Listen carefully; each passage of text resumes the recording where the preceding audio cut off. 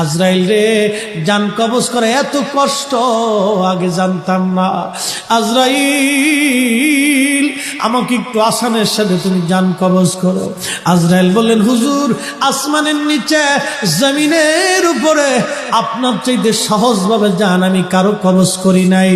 আল্লাহ আমার উপরে করা নির্দেশ, আমার হাবিবের জান কবজ হবে সবচেয়ে বড় আসানে। হুজুর, আমি যদি আপনাকে আসানে জান কবজ না করি, নবী গো, আল্লাহর লানতে আমি ধ্বংস হয়ে যাব।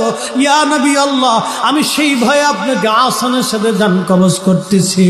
হুজুর গো, আপনি নবীর আগে এবং পরে এত আসানে কারো জান কবজ হয় নাই, হবে না।